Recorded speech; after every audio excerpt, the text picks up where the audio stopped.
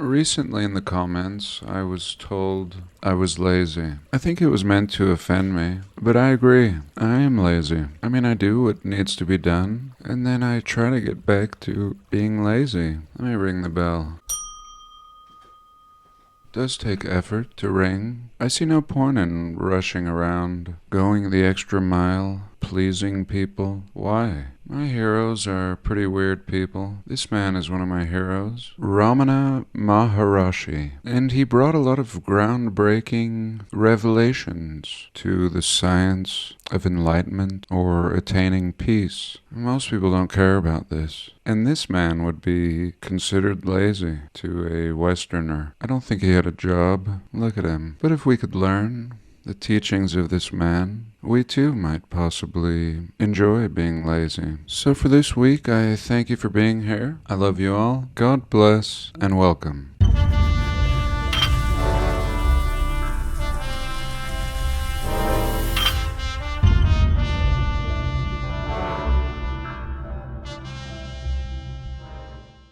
Recently, I have enjoyed asking the AI a plethora of questions, all kinds of things, like how to make bolognese spaghetti, what the proper ratio is for sugar to water for my hummingbird feeder, what Ramana Maharishi has to say on laziness, as we started our video with, and many more. It's pretty interesting. We started this research for many years before this tool came along. A lot of research. And today it's easy for anyone to make videos on this topic or anything at all. You can have the AI do it. But I thought we would look together. I already have, but that's what my videos are about. Not just regurgitating information, but sharing everything. I hope everything. In my last video, you will have seen me cooking a scorpion, which I've discovered tastes like lobster. So here we have asked Google. I fluctuate, but here I've used Google. Do you know anything about the mud flood theory? And of course the AI is just a machine. Without everything on the internet, it would know nothing. Maybe the time, but even then, it must rely on what is written by man. And it's a double-edged sword. A lot of information is here, but as you can see right away, it's a fringe historical theory. And this is the light in which it will be portrayed to most newcomers. Now today, I would hope that most people would be skeptical, but I think historically that's probably only been reserved for a small handful. I'm not sure what the percentage is. I'm sure it's larger today as things are falling apart around us, as gaslighting and hypocrisy surge. But still, I'm sure a lot of people would still be willing to roll up their sleeves and accept what they are told. To question authority, again historically, has always been reserved for the few. So it begins. The mud flood theory is a fringe historical theory, primarily circulating within conspiracy theory circles, which proposes that a catastrophic mud flood once covered the world, burying cities and altering landscapes. Adherents believe this event erased evidence of a technologically advanced civilization, often referred to as Tartaria, and ultimately led to the rewriting of history. Now let me just correct them here and share my thought. I think the catastrophic mud flood is more likely the byproduct of this catastrophic event. The event may have had something to do with our primary luminary or even the black sun. Nonetheless, something that rocks the realm with what may be a reversing of the polarities, shaking everything from the pillars of the earth to the firmament. And yes, it happened realm-wide, because as we see here, the rewriting of history and the same evidence of this cataclysm, being the mud flood, can be seen everywhere. And finally, yes, it is referred to as Tartaria, generically, but Tartaria is only one nation amongst many. Tartary occupied a great part of the north. The reason we emphasize Tartaria is because it's the nation that has not only disappeared, but been obscured from history. And again, the gaslighting. We are told it was never a people. It was just a territory. And yet we have hundreds, quite possibly thousands of maps showing otherwise. So the core claims, the catastrophic flood, the hidden civilization, as we just discussed, architectural evidence, which I touch on quite often, and they say proponents point to architectural features like buildings with submerged entrances or basements as evidence of the mud flood. And they're missing the point here. It's not just that the buildings are buried, that there's entire floors, or at least 3/4 of them, underground, but more importantly that the buildings themselves are overly built, over-detailed, and technified for the time period in which we're told they were built, usually around 1870 to 1900, just pumping out the most beautiful and elegant buildings in the realm in this time period, with horse and wagon, before power, before cranes, and the widespread use of heavy machinery. And that's a more important aspect of this architectural evidence. Next. Rewritten history. They claim that the mud flood was deliberately covered up and history was rewritten to erase knowledge of Tartaria and its advanced technology. Yeah, history being rewritten, they claim. And not just to erase knowledge of past advanced civilization, but more importantly the idea that these past people were clearly advanced. When we see 100-foot, what we are told are lightning rods on all the buildings, advanced metallurgy, bells, fountains, all acting in unison. Again, in a time where luxury is not an option. And was it rewritten? In the next part, I'll show you some evidence that it was. Let's take a pause.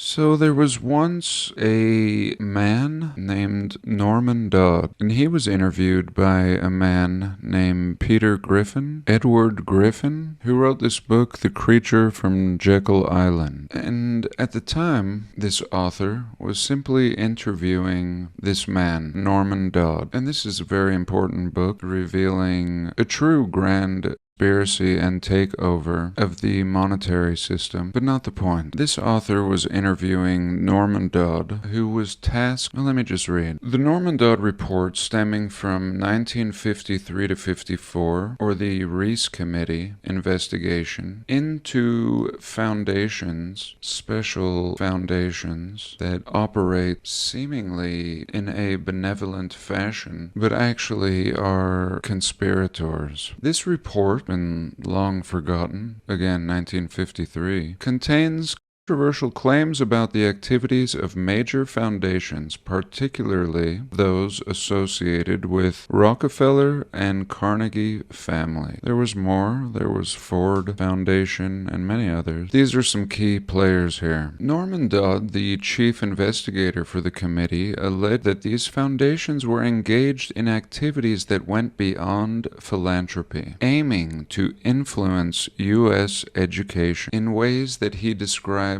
as subversive. Key findings related to the Rockefeller and Carnegie Foundation. The control of education. Dodd claimed, and again he was tasked to do this research, he didn't even want to, that both Carnegie Endowment for International Peace and the Rockefeller Foundation collaborated to control and reshape the American education system. And he's reporting this in the 50s. So the report is in the 50s. The damage was done in the early 1900s, when nobody had any time or ability to know what was going on. According to Dodd, the Carnegie minutes revealed a strategy to prevent a reversion to pre-World War American life by controlling education. So you see how I'm saying everything is really advanced, all the architecture, more advanced than the people who are supposed to be using outhouses. And here they're scheming to prevent a reversion to pre-war American life by controlling education. They concluded that altering the teachings of American history was the key to this goal.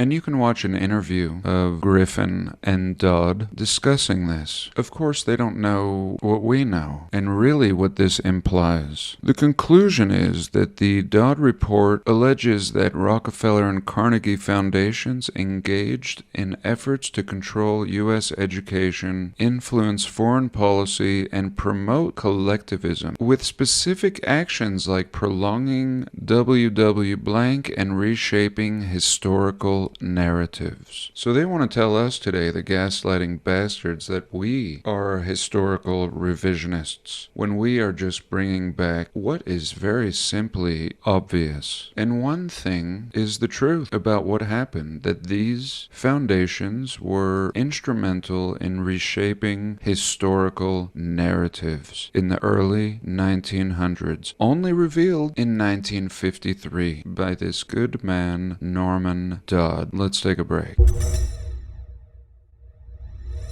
Okay, sorry. So, Carnegie. Let's just take Carnegie. Why would he have any interest, personally, his family, foundation, in rewriting history? What reason for the carnage, Carnegie? Well, the who rewrites the history, at least after a reset, after a mud flood or cataclysm, is the who controls everything. Very simply. Everything. Land, buildings, resources, governments, currency. The following is a list of Carnegie libraries in the United States. Every state has Carnegie libraries except Alaska and Delaware. Here, Indiana, we have these libraries, hundreds, all donated in this time period, conveniently. 1902, 1916, so he's just building all these libraries, we're told, at the same time. I mean, within a 14-year window, and most of them have all been redesignated today, or they're museums, or have been demolished, like this Columbus. Thousands of built, and I've made videos in the past, and honestly there's too many. But it's not the point of today's video. If you'd like, you can look into Carnegie libraries, like this one in Clinton, Iowa. But again, not the point. We're talking about the why today. Like I started off the video with, everything is here to some extent, but few people are putting it all together. And I want to stress that I don't think it matters. I mean, if you want some justice, or if you want someone to fess up and apologize and admit to their deceit, it'll never happen. And that's okay. Those people really can't touch your life. These people will promise to help you while undermining you behind closed doors. That is what we can learn from these supposedly honorable foundations. So here we go. We're just told that he donated all of these buildings when clearly these were all inherited, and in my opinion these are just the ones they didn't want. That's why he donated them. So what I've done is gone back to the AI, a different one this time, and I asked what kinds of buildings other than libraries did Carnegie build. It tells us Carnegie is best known for funding the construction of thousands of libraries, but his philanthropy and investments extend to other types of buildings as well. Ah, excellent. Let's take a quick pause and look at some of those.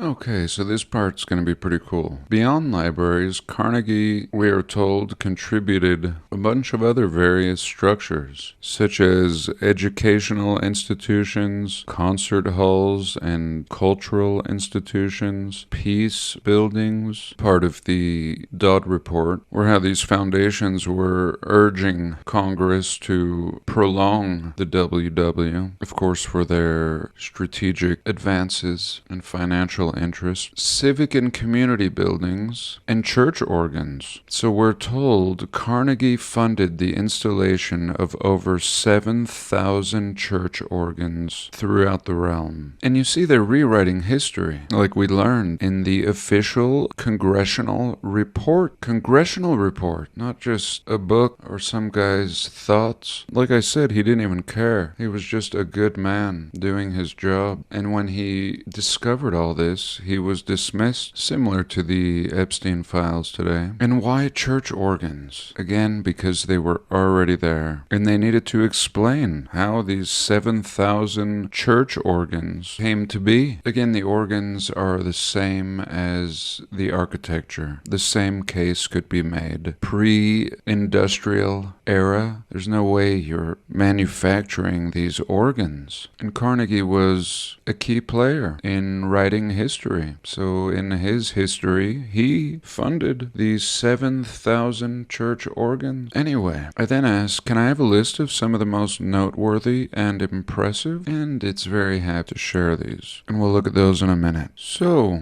just a few. The Carnegie Hall, as most of us know, probably the only other famous Carnegie building, other than the libraries that most people have heard of. And here she is, the Carnegie Hall. Spectacular. A real mind blower. It looks like a couple buildings. This one, perhaps this one next door, the tower. Let's look at her in old times. Here we go. So not only did he donate all these fine buildings, they were adorned to the T, and they all looked very old, even when they were new. Here again, we can see an old photo. It's hard to say if the tower's there because it's just a really foggy day when this photo was taken. Again, this will have been the beginning. This is very new. Don't be fooled by how old she looks. Carnegie Hall was originally the music hall and was constructed between 1889 and 1891. There we go. A couple years. Throw this baby up in a very early time period. Looks like a lot of the windows have been bricked up. Looks like they had other ideas for this building at one point before it was a theater.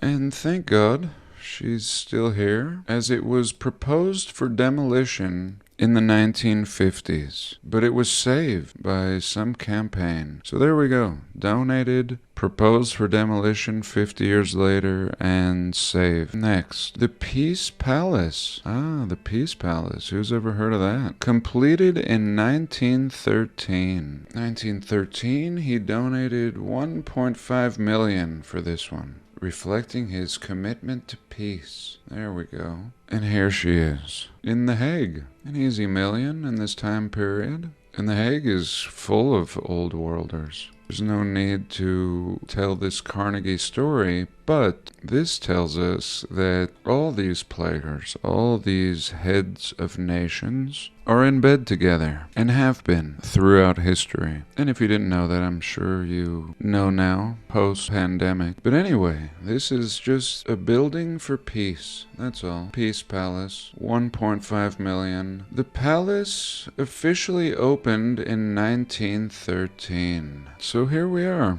What more can I say? Carnegie, given credit for this beauty in the Netherlands. With a tower. Got to have the tower with the tech. Tower and the tech, just a donation in the name of peace. The Peace Palace. Another one of my heroes is called the Peace Pilgrim. Look her up if you are interested. Next, the Carnegie Institute in Pittsburgh. Again, along with the thousands of libraries. These are just a few of his other donations. Here, the Carnegie Institute was founded in 1895, the fine and fragile, bustling year where anything could be done. Here's the Carnegie Institute, of course, another towering castle that most people will have never seen. Here's an old photo of her. The old, or I should say new. This is no doubt, according to them, brand new. So important. I mean, can you imagine hauling all the materials with horses? Clearing out these roads? Erecting these towers? What an erection. Carnegie Institute. Next, we have the Carnegie Mellon University building. So just a whole bunch. Here we can see them from above. Just a mess of building. A little city, basically. Look at this. 1, 2, 2, 3. This is just a mess of building. Donate them all. And it's not just donate, it's building, again, this time period and just throwing money around. But here again, in this video, I've laid out a trail. A trail that shows in the 50s that this Carnegie family and friends were full of shit. So let's just end with one more. The Pan American Union Building in Washington, D.C. Just a little peek at any part of it. Again, the aging, always at the top, where it's hard to reach with a power washer. Complete with statue,